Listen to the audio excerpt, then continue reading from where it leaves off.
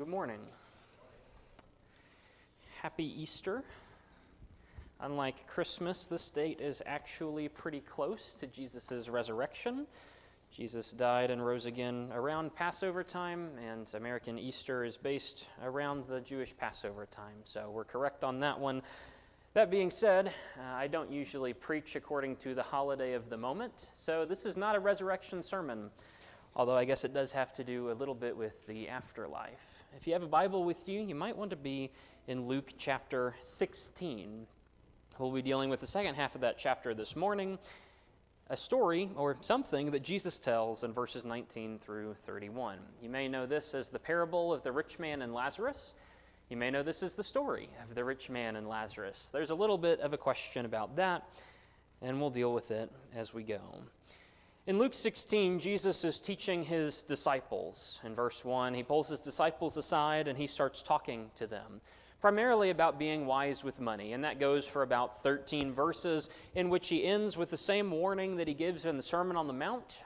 Luke 16:13, no servant can serve two masters. Either he'll hate the one and love the other, or be loyal to the one and despise the other. You cannot serve both God and mammon.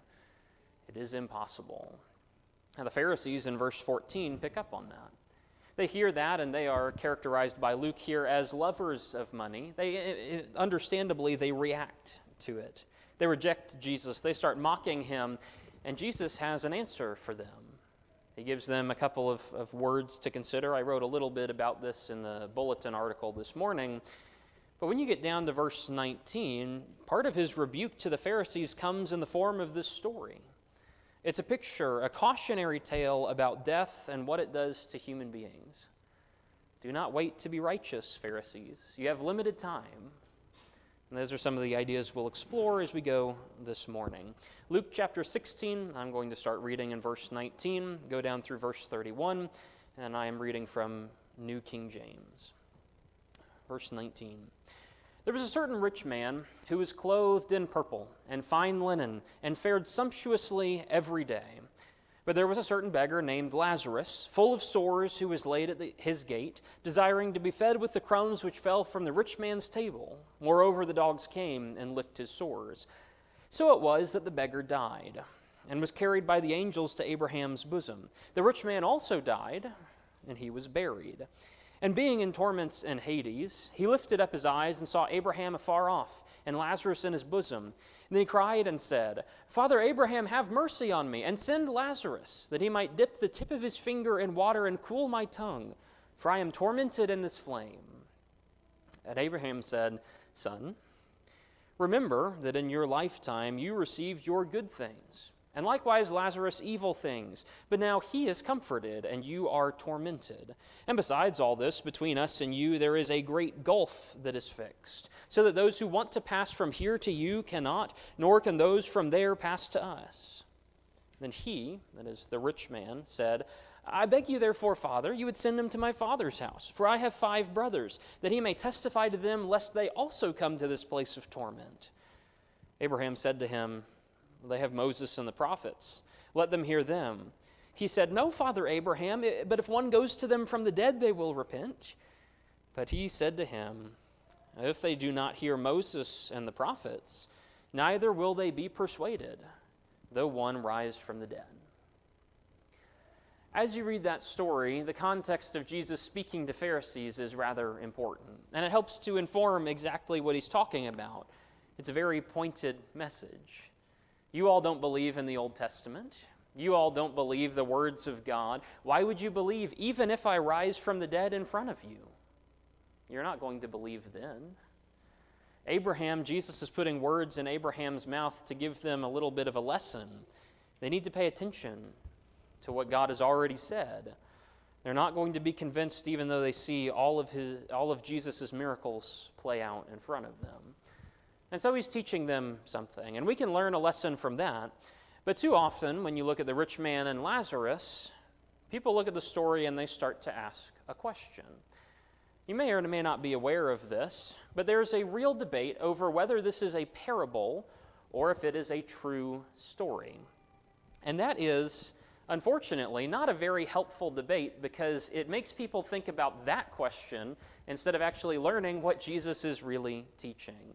In order to put your mind at rest, there are a few words to say at the beginning here, but after this we'll move into the actual text itself, which is much more important. People always ask if this is a parable being a story that is made up to make a spiritual point, or if it is a true story, a true thing that Jesus is relating. Was this an actual conversation between Abraham and a rich man in the afterlife, or was Jesus just making this up to make a point? And depending on how you look at it, that does actually change some things about your interpretation. If this is a parable, then we should not take this as if it is a literal picture of how the afterlife will play out. Whereas, if this is a true story, if this is something that actually happened, well, it seems to indicate there's a waiting room period where you die and you go to an in-between place before final judgment and then getting sorted into heaven or hell. The only problem is, even if this is a true story, that doesn't mean that there is still a waiting room. Remember that Jesus is telling this before he dies and rises from the dead. It's only through his death, his sacrifice, his blood, and his resurrection again that we can actually enter heaven. Even if there was literally a waiting room in the time at which Jesus spoke this message, well, doesn't his death and resurrection change that? Or might his death and resurrection change that a little bit? A lot of people look at Luke 16 and use it as proof that there is some kind of waiting room between death and heaven, and we're going to go somewhere and wait for it. I don't know that that's true. I don't know that it's not true. I just wouldn't bind it on anything. And so I will say I have a healthy amount of questions about that, and that's about where we'll leave it. Even if it was literally true when it's told, the circumstances have changed. Jesus' work has done a lot to smooth out the process of salvation, so maybe that's changed as well. But is it a parable or a true story? Well, some people would make some notes on this. So for your information, here's why people argue the way that they do. Some people say that parables often begin with a note. Chapter 19 in verse 1, there was a certain rich man. There's no note at the beginning. You can go back and look at chapter 15 in verse 2. Jesus is speaking to the scribes and the Pharisees. They're making complaints against him. So Luke 15 in verse 3, he spoke this parable to them, saying, and then he speaks a parable. Well, that's pretty clearly a parable. What does it mean when Luke doesn't introduce this story with a parable? Maybe it means that it's true. To which I would say he also doesn't introduce the parable in verse 1 of the chapter with the line that says this is a parable. But nobody thinks that's a true story, so inconclusive. Some people say that parables don't use names. This story, this would be the only parable, if it is a parable. It's the only parable in which Jesus used a human being's name. Most of the time it's the sower or the rich man and his steward in chapter 16 and verse 1. Here it is the rich man and Lazarus. It's not just a beggar, it's an actual person. To which I say, we don't actually know how many parables Jesus told that have people's names in them. John is very clear that he nor any of the gospel writers wrote down everything Jesus said or every way he taught or everything he did. Yes, it is odd that a human is named here, that a real person is named, both Abraham and Lazarus. But we don't know how many times Jesus told the parable of the sower and said the sower's name was John, and John went out to sow a field. And that doesn't make it a true story, now does it? The third one people usually cite, and this is the most convincing to me, is that parables are usually defined as earthly stories with heavenly meanings. As in, there's something that we can understand and relate to. We can understand that at a physical level in our own lives, and then we can make spiritual application. And the story of the rich man and Lazarus doesn't really happen on earth. There are 3 verses where they're on earth, and then after that, they're in the afterlife. You haven't been to the afterlife, I'm pretty sure. I definitely haven't. So how can we know? How could we relate to these things? This must be a true story. Well, I would say if it is a parable, it is highly unusual, but at the same time, this really isn't a story about how the afterlife works, is it? This really isn't a story where you have to know how the afterlife works either. Abraham explains everything you need to know. It's very, very clear. It's laid out on the page. This is really a story with a much deeper heavenly meaning that you can grasp even if you haven't been to Hades or Abraham's bosom or whatever it is. So personally, I wouldn't say this is a parable or a true story. I think this probably falls somewhere in the middle. It can be a true story, or it can be a story that Jesus made up to come up with a spiritual point and not be a full parable. If it is a parable, it's highly unusual. If it's a true story, it's also highly unusual. But that's not really the point that Jesus wanted us to grapple with when he told it, was it? He wasn't telling it to the Pharisees so that they would discuss what happens in the afterlife. They already do enough discussing of the afterlife in other chapters, to which Jesus says, you clearly don't understand the afterlife. Why are you debating it? This is a story told to the Pharisees, rebuking them and their present-day evil by showing them what the consequences are and how final death really is. Regardless of how you look at the story, whether you think it's true or you think it's just a parable, we can all agree on 7 major points that come from it. And that's really what we're going to spend our time with in the rest of the sermon. There was a certain rich man, very rich, well provided for. Clothed in purple, he has plenty, fine linen, feasting sumptuously, which is to say, he's eating even more than he actually needs. And at the same time, there's a certain beggar named Lazarus out in front of his gate. He doesn't have anything. He wishes he could even eat crumbs from the rich man's table, but he can't even have that. He can't afford the doctor. He needs a dog, a wild beast, to come and lick his sores to try and heal him. And both of them die, and both of them face consequences. You want to know some things that Jesus is trying to talk about? You need to start thinking about death. That's what this story is about. All people die. Verse 22. Shouldn't have to say it, but I'll go ahead and say it anyway. So it was that the beggar died. He's carried by the angels to Abraham's bosom, and the rich man also died, and he was buried. That means Lazarus died and wasn't buried. He wasn't taken care of in life, and he wasn't taken care of after life. It also seems to indicate that Lazarus dies first, and then after some interval of time, then the rich man dies. But you know what? Rich or poor, you're going to die. Old or young, you're going to die. Everyone caring about you, trying to keep you alive, doesn't matter. It's not going to work. Ultimately, everyone will die. You can be as righteous as you want, or you can be as evil as you want. But the fact is, when you are born as a human being, you are set on a timer. You don't know how long it is, but you do know that's going to end in one of 2 ways. Either you die physically before Jesus comes, or Jesus comes, which is so terrifying that it kills you on the spot. Either way, you're not going to make it out of this life with your physical life intact. All people die. Maybe we need to be thinking about that. There's sorrow in that.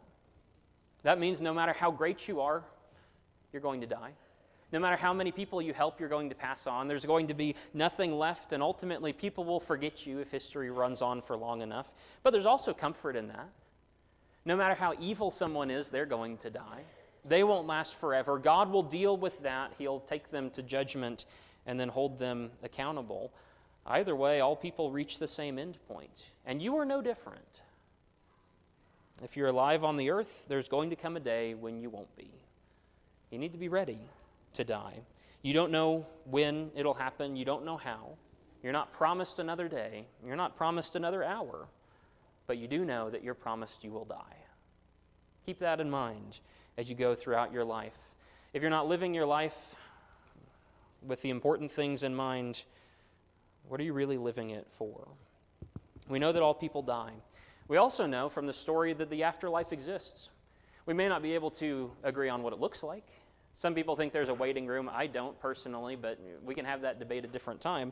We can disagree on what it looks like all day long, but we still all come back to the same point, which is an afterlife exists. In other words, death is an end, but death is not the end.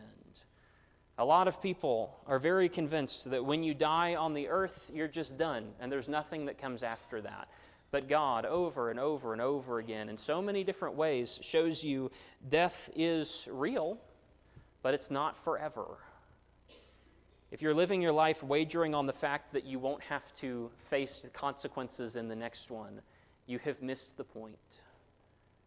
There is an afterlife, and you cannot get around that. We also learn from this story in verse 23 that you only have two options in the afterlife. One of those is good, and one of those is absolutely horrible. It's described as torments in Hades, verse 23, versus Abraham's bosom. Hades being something that is awful, and Abraham's bosom being some form of paradise or something that is a good place to end up. It should be noted here that Jesus is using the terms Hades and Abraham's bosom very loosely.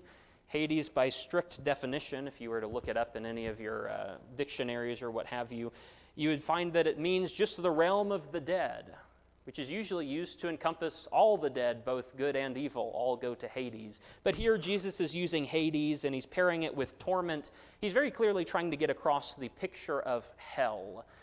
And I know that Hades is not technically hell, and I know Abraham's bosom is not technically heaven, but I also know that one of those is good and one of those is bad. And so you get the basic point, even if we disagree on the basic terms. When you die, you end up in one of two places. One of them is pleasant and the other is not. One of them is defined as death and torment and fire and anguish. One of them is defined as comfort and peace with the heroes of faith that have gone on. You're going to end up ultimately in hell or in heaven. And those are your only two options. You can't get somewhere else in the middle. You also know from this story that your choices determine where you end up. And that's really important, isn't it, in verse 25. In verse 24, the rich man is wailing in agony. Father Abraham, have mercy on me. Send Lazarus that he might dip the tip of his finger in water and cool my tongue, for I am tormented in the flame. Number one, that's not going to do anything for him. That's not actually going to help. But it'll make him feel better for half a second, and so he wants to have it done for him. But Abraham says, son, verse 25, remember what happened in life. You remember all the good things you had in life? Well, you don't have those anymore. This is not saying that if you walk around, you must give up everything you own, you must flagellate yourself, you must make sure that you don't have anything pleasant in this life because that guarantees you a spot in the next one. Instead, it's very clear that Abraham is talking about how selfish this man was. Look at this rich man's attitude. It's even displayed in verse 24. The rich man doesn't say, Lazarus, can you please come over and help? The rich man says, Father Abraham, could you command that beggar to come over and do something for me? The rich man doesn't say in verse 17, Lazarus, could you go and warn my family? He says, Abraham, can't you send Lazarus to go and do that? He can't even talk to Lazarus like he's a human being. What kind of character is reflected in the rich man? Go back and look at verses 19 through 21. A certain rich man, he is clothed in purple. You don't need to be clothed in purple. Purple is the color of royalty. Purple takes two colors to make. Most people would be clothed in very basic clothes, but purple is very fancy, and fine linen is as well. And then you have a man sitting outside of your gate who can't even afford clothing. You have tons of very fancy stuff, but you can't even provide a shirt for someone who doesn't have one. You have tons of food, so much more than you actually need. You're feasting sumptuously every day, but the beggar out front that you walk past every morning and evening when you go out and when you come in, that man has crumbs, if that. You have so much, and you haven't given anything. Do you remember when you had all the opportunity to help someone? Do you remember your life when it was so open-ended, when you could do whatever you wanted to and you chose to serve yourself? Well, now you suffer the fate of that. Now you're in torment, and no one's coming to help you either. The choices you make in life determine exactly where you will end up. The rich man is suffering because he made others suffer. He kept all the good things for himself, and now he suffers the consequence. If you don't want to have that same kind of consequence, you must be generous. You must live well. You must live righteously. What choices have you made? What does that say about where you're going? You have an opportunity on earth, but you have to make the right choices, because it should also be noted that death solidifies that choice that you made. And once you make that choice, once you die, there is no take back. God has warned us about the other side, the goodness of heaven and the horrors of hell. He's warned us about those things. We don't get to change our mind once we actually see them, even though a lot of people will want to. Abraham says, no, Lazarus isn't going to come over and help you in verse 25. And besides all that, verse 26, even if we wanted to, there's a great gulf or a great chasm in between the two, and we can't cross over. I can't come and help you in torment, and you can't come over to the nice side instead. Wherever you end up, you're there for eternity. And you don't get to change your mind afterwards. There are a lot of religious people or religious groups that preach the idea of some kind of third option, right? You have like a purgatory where if you're kind of good, but you're not that good, so you can't go straight to heaven, but it's okay. God will send you to a hell-like place for a little bit where you burn and suffer torment for a while until you've made amends for all your sins, at which point God comes in and he delivers you and he pulls you to the other side. That's not in the Bible. Instead, you have two distinct choices, and once you're in one, you're not coming over to the other. Once you're in heaven, you're not going to hell. Once you're in hell, you're not going to heaven. It's a great blessing to know that once you're in heaven, you're secure, but it is a great curse to know once you are in hell, you are stuck. Your death solidifies your choice. Once you get across, there is no going back. There is a chasm, there is a hole in the middle, and you cannot change your mind after the fact. Some people say that makes God angry, or that makes God unfair, that he would lock someone's choice behind a wall and they're not able to make the choice. It's unfair for God to give us a choice in the first place. He didn't have to do that. The fact that God lets you choose salvation is a mercy. So don't be angry at God. Don't begrudge him for putting a time limit on when that choice can be made. Death is going to solidify it. Whatever trajectory your life is going in, whether it's righteous or not, once you die, you don't get to change that. Be sure you're choosing wisely.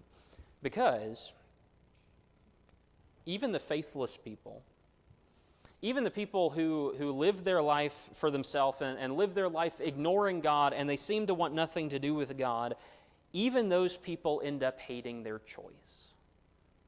And that's fairly important.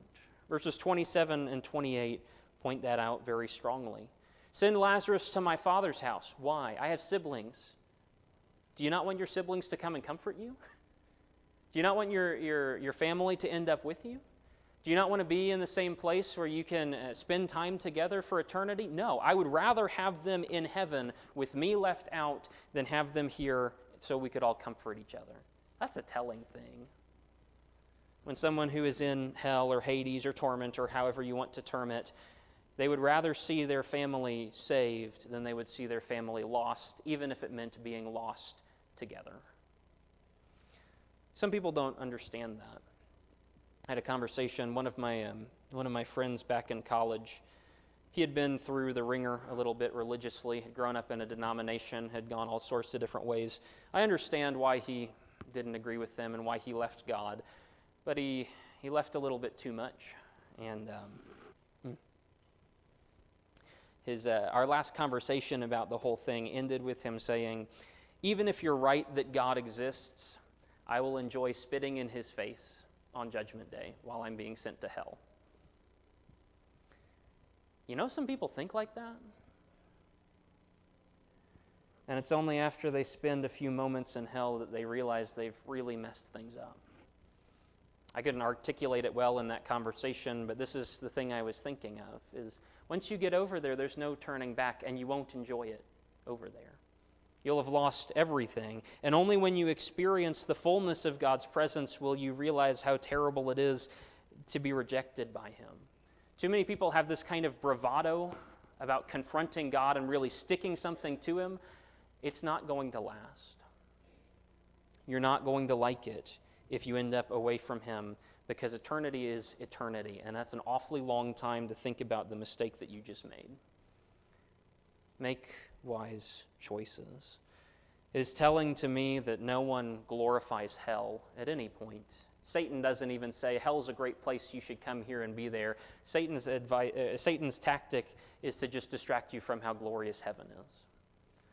There is no good to be found in torment. There is nothing to be found over there. All there is regret. Even the faithless will regret the things that they have chosen.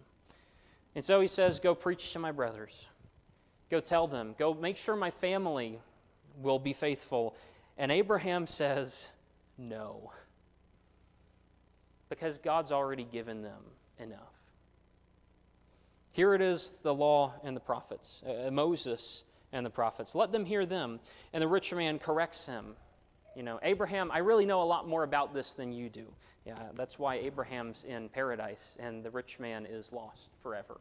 Of course, but this man thinks he knows better than Abraham. He thinks he knows better than God. Maybe if someone rose from the dead and showed up in front of them, maybe if they could see the miracle happen, they'd be convinced.